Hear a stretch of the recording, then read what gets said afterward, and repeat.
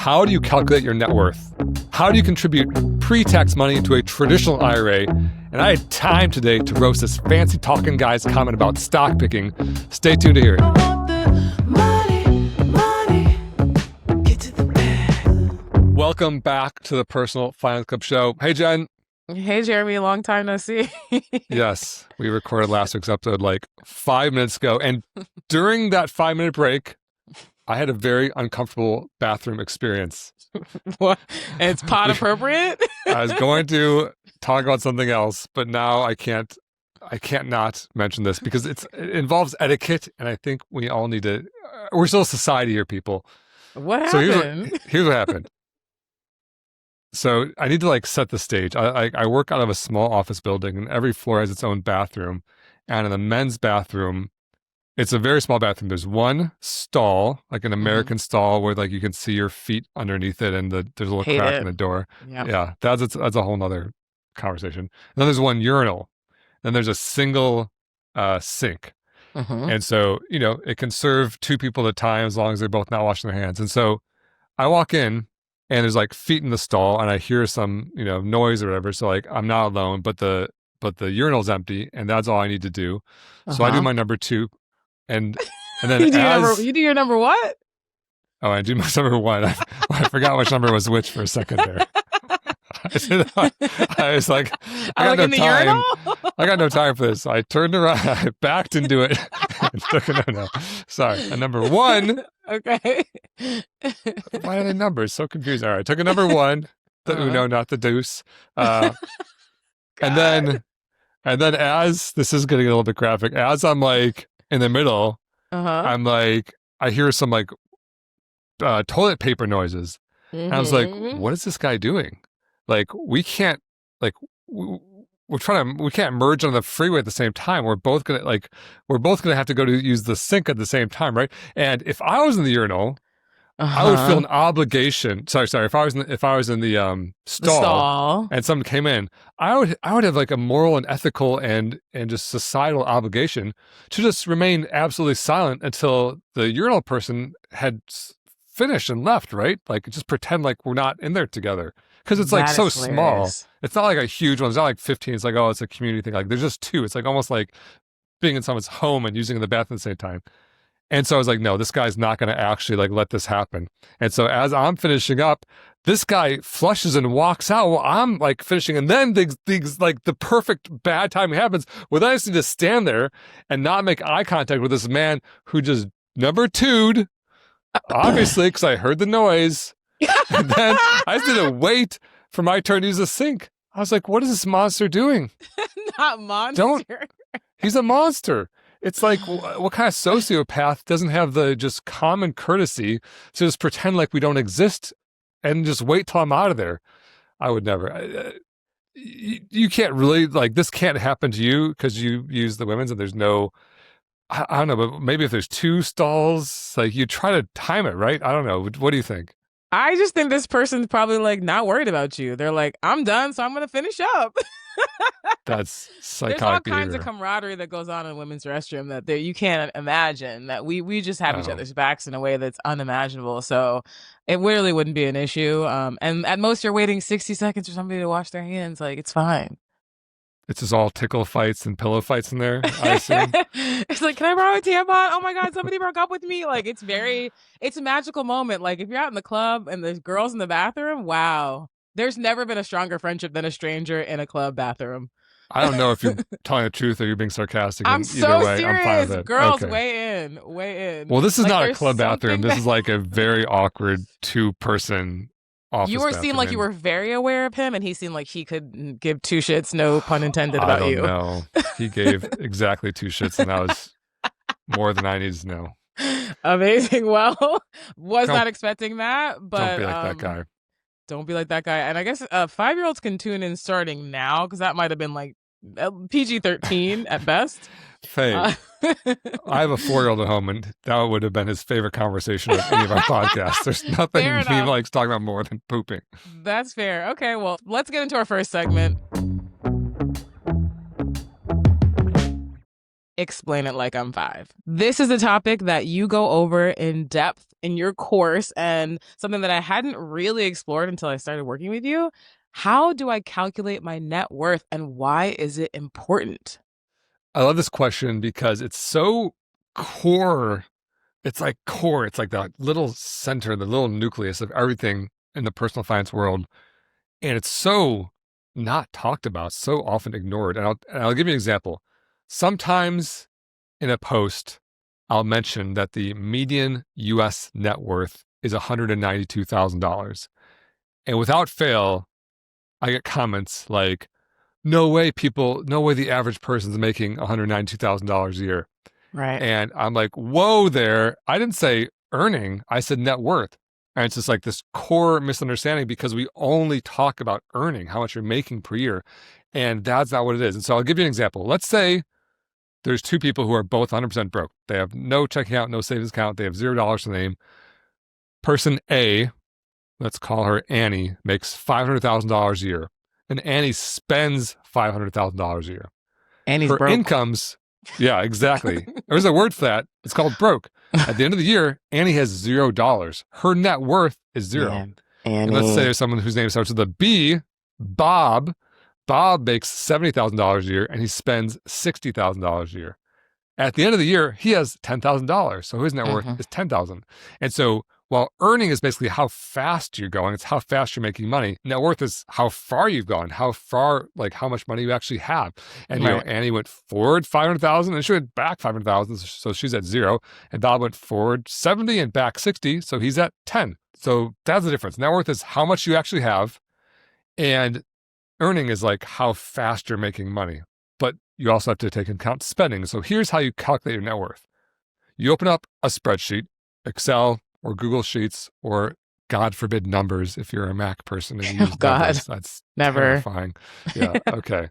God forbid you use numbers. If you use numbers, you go talk to Bathroom Guy and you two can have a little club of just like social outcasts where you're trying to wash hands at the same time and use like This poor guy. these absurd spreadsheet programs. I know. I assume he's not one of the 1,000 people who listens to this podcast each week. That's based statistically. Anyway, so on this spreadsheet, at the top, you list everything you own, all of your assets. These are things like your checking account, how much money's in there. So you put checking account, $2,000. You say 401k, $100,000. You say my home. I own a home. The current value as is estimated by your realtor, by the Zillow estimate, or by Redfin, let's say it's $500,000. You add those things up. 2,000 plus 100,000 plus 500,000 equals $602,000. So all of your assets combined are worth $602,000. But wait, we're not done yet because you need to subtract all of your debts. Let's say you have a $10,000 credit card debt. And let's say your home is maybe worth $500,000, but you have a mortgage on it and you still owe $400,000. So you put those debts, negative $10,000 credit card debt, negative $400,000 mortgage. And then you add up all the numbers. So all those, everything you own at the top minus everything you owe at the bottom, that's your net worth. That's what net means. It's all the pluses minus all the minuses. And so if you add up all those numbers I just said, you get to 192,000, which is actually a specific example I came up with because it's the median U.S. net worth, 192,000. And so you can see those numbers, as I said, weren't crazy. You have $100,000 in equity in your home. You have $100,000 401k. You've got $2,000 in your checking account. Those add up are where you get to your 192. So maybe you're making 75 grand a year. You could imagine over a few years, you get into the situation of having a net worth of 192. Yeah. So yes, why is it important? People get obsessed with their credit score. And I hate that because we live in this world where we all try to get grades as kids and we think our teachers will be disappointed with us if we don't have a good score. And so we try to get a better credit score. But your credit score doesn't really have any effect on how financially independent you are. If you want to become financially independent and you want to be rich, you need a higher net worth. And so we should be giving like a little teeny, like a fraction of a percent of effort into our credit score and like a 99.9% of effort into our net worth. We want to pay down debt. We want to save more, invest more assets, less debt. That's how you increase your net worth. And that's what we should be focusing on. If you want to be rich, if you want to be wealthy, if you want to be financially independent, that is what matters. Wow. You kind of did explain that like I was 5. Okay. Do you know your net worth, Jen? Well, we're not going to talk about it here, but I do know my net worth. Okay. Them student loans kicking my ass. Oh, Jen is more like a normal person who doesn't post her bank account information on social media like I do. Yeah. Not until I become a millionaire. Then I'll start posting it all the time like you. Yeah. My net worth was negative at some point. I had $2,000 in my bank account and like $12,000 in credit card debt. So I had like a negative $10,000 net worth at one point. And then over the years, I paid off my credit card debt and I got to a net worth of zero. Yeah. I had $2,000 in cash and $2,000 in debt, net worth of zero. And then when I paid off that debt completely, I had a net worth of positive $2,000. And then it grew. I started investing and saving, and my net worth grew to like $100,000. And I sold my company. My net worth became $2.1 million. And then I've been investing for the last 10 years. And now my net worth is more like $6 million. And so that's where you want to be. And it has what's my credit score on? I don't know. It's been fine the whole time. Yeah, well, I want to be like you when I grow up, so that's the only reason I'm here. You got 5 years left because I think I'm 5 years older than you. Yeah, that sounds about right. Okay, I love it. You explained it like we were 5. You did a great job. We're gonna move on to our next segment. Money. Can I ask a dumb one? Are you gonna ask a dumb person or is it a dumb question? This is my favorite kind of dumb question because it does seem like kind of a dumb question, but it's like the smartest dumb question. I love it. So let's hear it. Okay, I completely understand Roth versus traditional 401ks. Like I've been maxing out my 401k. I'm a little bit confused between traditional IRA and Roth IRA. Roth IRA makes sense, right? Because you're taxed on the principal that you invest or whatever, which makes sense to me because it's like, okay, I get the money in my checking account, then I transfer it to my Schwab account, then I invest it in a Roth IRA. That makes logical sense to me. I don't understand the logistics of how you would invest in a traditional IRA because the traditional IRA is supposed to be you're investing pre-tax money. But like, how am I getting the money to be pre-taxed? Because all the money that hits my Chase account is already taxed. Like, how are you logistically getting it to be pre-tax? Like, does that make sense? I'm so confused because with my 401k, it makes sense because they're pulling it out of my company, like, because it's company related. So I guess like if you do traditional 401k, like I understand how that money could be pre-tax. I don't know. I'm like confused on how that could make sense. Love that, Kathy. So that question was from Kathy. That's like, I think that's my favorite question so far because it just gets to the core of how this shit is so abstract and you're like pre-tax and post-tax. And she's exactly right. You're like, okay, after your company withholds all the taxes from your paycheck, whatever shows up in your checking account, that's the post-tax money. Then, if you put into your Roth IRA, that's post-tax. Great, makes sense, never taxed again. But then pre-tax, wait, it's already post-tax. So if I make a contribution, like if I transfer money from my checking account post-tax to my traditional IRA, supposed to be pre-tax, how does that work? And I love this question, great question, and I'll give you the answer, and I know the answer, and it's actually pretty simple. And the answer is you settle up at tax time. So the money that your company withholds is just purely a guess. And that money that shows up in your check account, it feels like it's post-tax because that guess is usually pretty good, but it's not. What happens at tax time is you submit the forms to the government. You send them your W-2. How much money was withheld? How much money do you take home? You submit them your tax documents from your investments. You sell them how much money you put into IRAs and Roth IRAs or traditional IRAs, and yada, yada, yada. And then through the formulas provided by the IRS or your tax software or doing the calculations manually on your tax forms, you come up with a number and you say, hey, I have overpaid my taxes by 1,000 or I've underpaid my taxes by 1,000. If I've overpaid, the government sends you a rebate check as a tax refund. If you've underpaid, you have to go pay more money to the government. And so everything up until tax time is purely a guess. The withholding's a guess, everything's a guess. When you actually get your bill, you get your receipt at the end of the year, that's when you settle up. And so if you made that contribution to your traditional IRA at tax time, you're going to submit a form. And let's say you're using TurboTax or some tax software, it's going to say, hey, good news. you put money in your checking account into your traditional IRA, that means you get to lower your tax burden this year. I'm going to send you back a refund check that's going to be $500 more than it would have been otherwise. That's how it becomes pre-tax money, even though it doesn't exactly follow the flow from, payroll to withholding to checking account to traditional IRA. You settle up at tax time and then you get that money back then. That's how it works. Wow. You're getting really good. It's a good question. It's the kind of question I love because it also confounds me because you're like, how does this actually work? And I think Kathy kind of like was as exasperated as I am about all this stuff. And so as I'm coughing, as I'm talking. So I love that question. Thanks, Kathy. And by the way, if you want to submit your own question, this is what I want you to do. I want you to take a selfie with your camera. Make it between 30 and 60 seconds. Kathy was just over 60 seconds, so that's not terrible. But yeah, 30 to 60 seconds. Send it to us at podcast@personalfinanceclub.com or DM us on Instagram. Yeah, or DM us on Instagram. And we'll include your audio and your video and say your name and your city, and we'll make it all fun.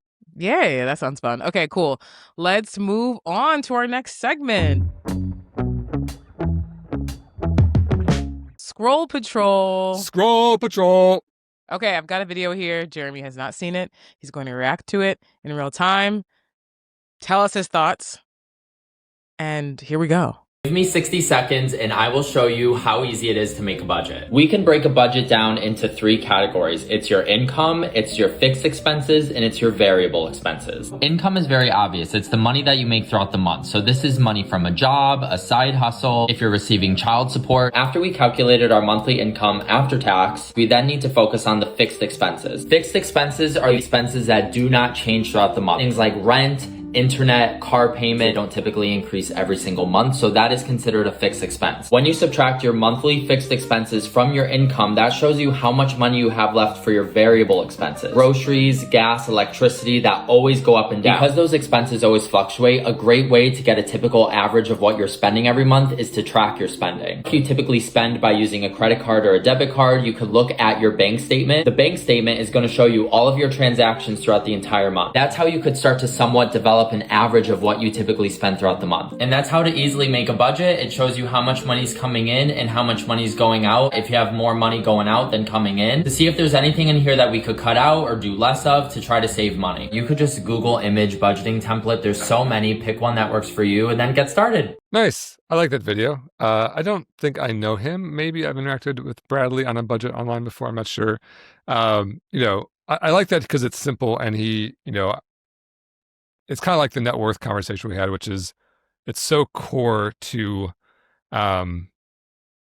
your personal finance world that but we don't talk about enough. And his little budget template that he's showing is kind of similar, where this is like this really basic. And and myself, I'm kind of going through this right now where I had a bunch of changes in my life recently where I got married, had a child, bought a house, got a mortgage, and all of a sudden, money is going out a lot faster than it's coming in than it used to. And, just having visibility on that is so clarifying. That said, he kind of didn't say, my least favorite critique on like little social media clips, at least when I make them, is people saying, yeah, but, and I'm like, I know, but, I only had 60 seconds. And so this is the point I was making here. And so I think the point he's making there is fine. But I would say what I would like to have mentioned is, he's only really talking about in the month expenses. And I think part of a budget is future expenses and saving. And so if you're trying to spend all your money, then, you're going to be living paycheck to paycheck, right? So if your total expenses match your income there, then you'll have no money at the end of the month. And so part of the line items on the expenses I'd like to see are things like saving. So, okay, maybe your income is $2,500 and all the money you spent is $2,200. I'd like to say, okay, $100 into my emergency fund, $100 into my Roth IRA, $100 into, my wedding fund or something like that. And that's what's called a zero-based budget, where every single dollar has a job, where whether or not it's actually coming out of your accounts this month, it has a purpose, which is to be saved or invested for the future. And, having that zero-based budget where you really know what every single dollar is doing is a really good way to basically have some more clarity and focus, and it relieves stress, because if it's just like chaotic numbers like flying in and out of your checking account and you don't really know what's happening, I think that's kind of a scary place to be when you see like, okay, this is exactly what's going. Here's the plan. I've got some savings. I got some investing. I have transparency into my spending. That's what to do. By the way, shout out to YNAB right now. Full disclosure, I've only ever done one corporate sponsorship, and it's been with YNAB. This is not part of it. This is just an authentic shout out because I've been using them since 2015, and that's what they do. It's a zero-based budgeting app, and it used to stand for you need a budget, and they don't like the word budget for the same reason I don't, because it feels like very restrictive, and so now it's like a personal finance app that just adds transparency to your spendfulness, as they call it these days. But it's an app that basically does all that stuff. You pay for it. I think it's worth it. But not everyone does, of course. So I give it an A minus. It's good advice. Yeah. Nice. Very nice. Yeah, I like it because it gets you started. There's obviously a ton of apps that you can use to track your budget, and everybody wants to kind of sell you something or sell you a spreadsheet or even just give you the resources. But I think that just starting being more mindful about how you're spending is part of it and the psychology behind it. So I liked it. Yeah. And I like that it's like simple. He's like, here's like the green, the red, just Google it, find one. Yeah. He's like, just Google something. He's not even giving you a spreadsheet. Totally. And that's how I feel like with net worth. You could have some like super fancy, financial planning app, but I think there's something really powerful about just like starting with a blank sheet and like putting in your numbers. Because like when you touch them yourself and you feel them and you see them and you like look them up and you kind of like, you get a sense of what's going on. If you just go link a bunch of accounts with some fancy app and you're like, okay, I guess that's, it still feels like very abstract, like out of your hands. So I like doing it, eventually you'll probably, graduate to a fancy app, but I like doing it manually with your net worth and with your budget at least once, just so it kind of takes some of the mystery away of like where this money actually is. For sure. All right. Wow. We're flying through this episode. Nice. We had a long one last time, so this will be a short one. We did. Okay. So the last segment of our episode. Money. Jeremy had time today.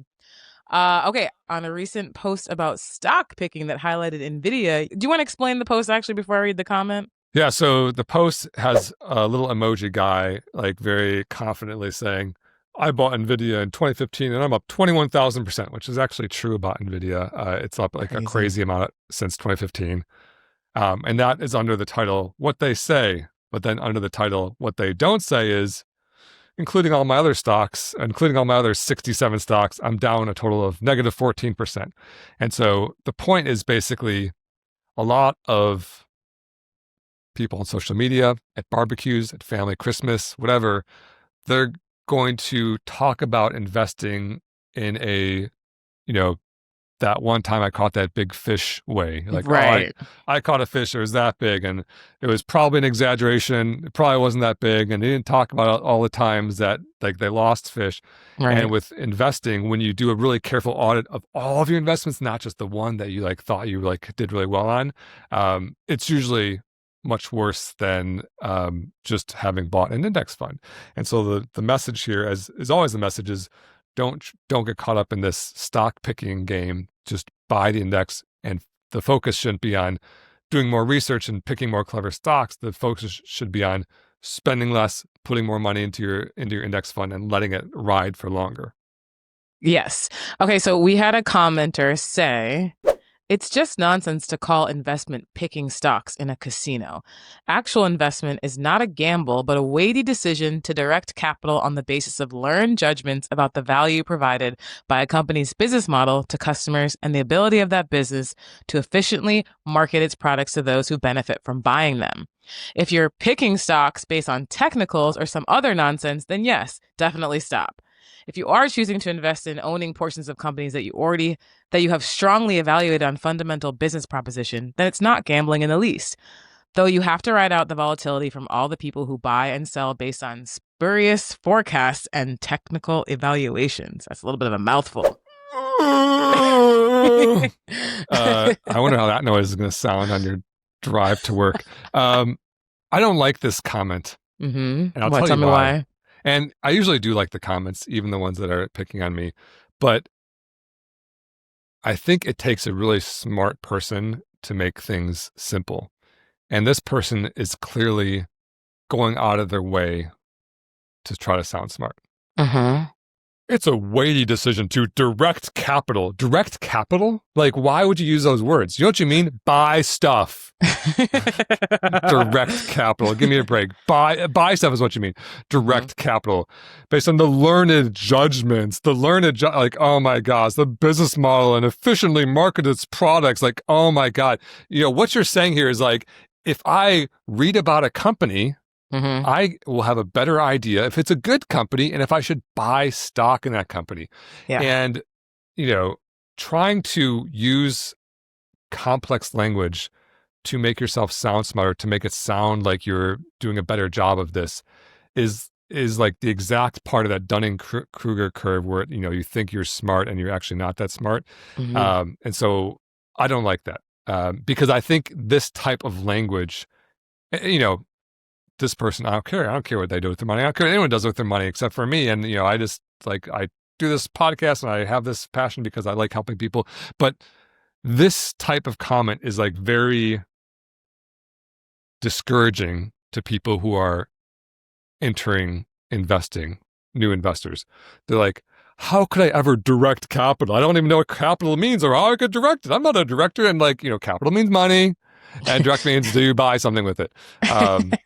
And so, you know, I don't like that. I don't like the tone primarily. Did you like how I read it though? Because I'm feeling attacked right now.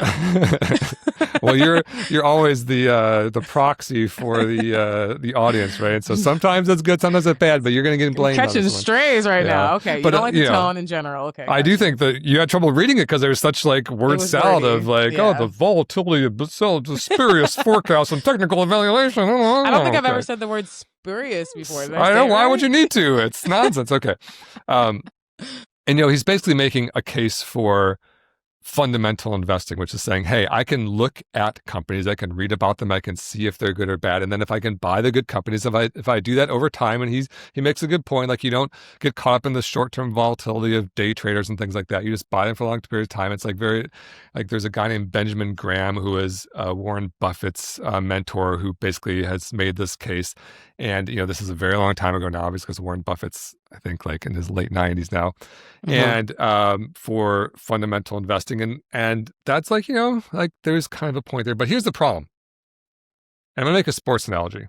Oh, no. The opening, it's going to be a pretty easy sports analogy, I think. I went to Michigan, big Michigan football fan. Michigan football this year in the opener, they played New Mexico, the Lobos. And Michigan is the winningest program in football history. They won the national championship 2 years ago. They got the number one quarterback recruit in the nation, the number one recruit overall. Huge offensive line, deep running backs, great coaching, blah blah. And like New Mexico has like a young program and like weaker quarterback and weaker coaching, and you can read about both these programs till you're blue in the face, and everyone's going to come to the same conclusion. Michigan is going to stomp New Mexico. And the game happened, and guess what? Michigan stomped New Mexico. And so you might be saying, this commenter might be saying, hey, I'm just going to bet on Michigan because Michigan's going to win. No doubt. But here's the problem.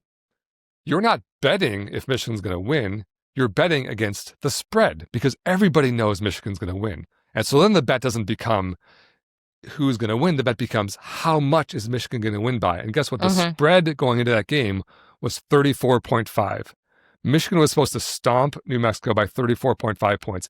Half the bettors thought it was going to be more than that. Half the bettors thought it was going to be less than that. That's how the spread is calculated because everyone deeply understands the rosters, the history, the matchups, all this football stuff, right? Everyone understands that because people who putting their money on the line aren't going to make a dumb bet. They're going to really understand what's on the line here, right? And so what happened?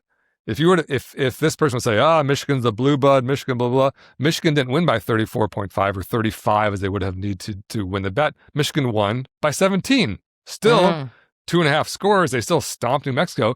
But if you would have bet on Michigan, you would have lost, right?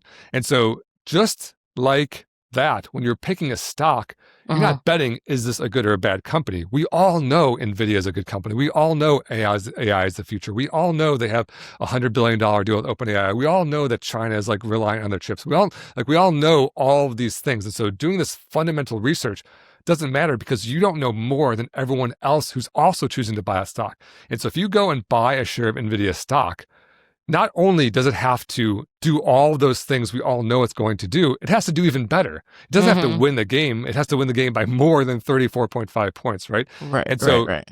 it's not gambling in that you might lose money, you might win, you might make money. It's gambling relative to the market. It's gambling relative to, I could just buy an index fund and guarantee the growth of all the companies. And is buying Nvidia today going to do better than an index fund? The answer that I give you, and the answer this guy maybe won't. This one must be a male. Do we know the gender of this person? A female would never. I think it's a man, but I can't remember. There's no way a female wrote these words. I will bet the spread on that is 1,000,000 points. I will take the spread on that, but there's no way a female wrote spurious forecast. And not that a woman couldn't. It's just that she wouldn't. She wouldn't. Yeah, they're too smart to write nonsense like that. Okay, so not only you have to you're not betting against zero. You're betting against the market, right? And so is Nvidia going to beat the market? The answer is I have no idea, and neither does this commenter, right? And so it is gambling that set. So that said, I don't hate picking stocks. Like if you want to buy 1 or 2 or 3 or 5 or 10 blue bloods and hold them for a long time, like this person does, it's going to do very fine. But don't kid yourself into thinking you're going to outperform the index because you're not likely to. Experts have tried and tried and tried, and studies have looked at this over and over and over and over and over and over again, and they always find that the experts can't outperform the market because they're betting against the spread. They're betting against everyone else, and when you take into account the fees if you're paying an expert to do it, like in an actively managed mutual fund, or your time and the cost, like the bid-ask spread and the effort into picking stocks, you're not going to beat the market most likely over time. And so if you want to with a little bit of your money, fine, but I disagree with this comment. Okay, now can I ask a dumb one? Yeah, I would love for you to ask a dumb one. Really, though. For this last sentence, though, I'm going to read it again because it's such a mouthful. Though you have to ride out the volatility from all the people who buy and sell based on spurious forecasts and technical evaluations, doesn't that also affect this might be a scale back way of saying what you just said, but doesn't that also affect the market? All the people that are doing what he's doing is affecting the market in a way that makes it easier to not pick stocks and just go with index fund. Is that true or no? Totally. Like spurious forecasts means, CNBC or, Goldman Sachs or, whoever is out there predicting what stocks are going to do are making their predictions. And technical evaluations are, he's a value investor. He's a fundamental investor. A technical investor would be someone who's like looking at, red and green charts and 120 averages and just trying to basically pick and choose stocks based on the technicals of the stock, if it's going up or if it's going down, or if it's trending up or whatever. Right. And, the fundamental investors like him would say, oh, the technical investors are silly or whatever. But the point is the sum total of all of this is being priced into every share of Nvidia stock. And so he can say, saying to ignore stuff and ride it out is good advice. But still, when you go buy a share of Nvidia today, all that money is already priced into it. All that information is already priced into it. So you're still getting the same price those guys are. All right. You definitely had time today. Yeah, I know. I was kind of more mean to this person than normal, but I just didn't like. Spurious took you over the edge. Yeah, very spurious. It got me. The weighty decision to direct capital. Okay. It was too much. That's how we talk when we're trying to be inclusive and encourage people to get started investing. So yeah, I don't really have a lot of sympathy for that kind of language. Fair enough. We can use the F word, but we're not saying spurious and we're not saying capital. I mean, sometimes you have to say capital because there's like capital gains and stuff like that. But we try to just use simple language here because I'm a simple man. Yeah, so maybe I'm a dummy. He thinks I'm a dummy. The Simple Millionaire, your autobiography. Yeah, exactly. That's probably already a book. Okay. They're all a book. Shout out to the Simple Millionaire. Send us Let's trademark that, and I'm gonna Google it later. Okay, that's all that we have time for today on the Personal Finance Club show. Thank you for listening, and we'll see you next week. And don't forget the 2 rules of Personal Finance Club. Rule number 1, live below your means, and rule number 2, invest early and often. The Personal Finance Club show is produced by Jeremy Schneider and Jen Mundia. Music by Esabalu and Homie. Send your questions to podcast@personalfinanceclub.com. The Personal Finance Club show is co-hosted by Jeremy Schneider, who is a co-owner of Nectarine, an SEC-registered investment advisor. The views expressed on this show are those of the hosts and guests and do not necessarily reflect the views of Nectarine. Please refer to hellonectarine.com for all relevant disclosures. This podcast is for informational and educational purposes only and should not be construed as personalized investment advice or a solicitation to buy or sell any security. Listeners should consult their own financial, legal, or tax professionals for advice specific to their situation.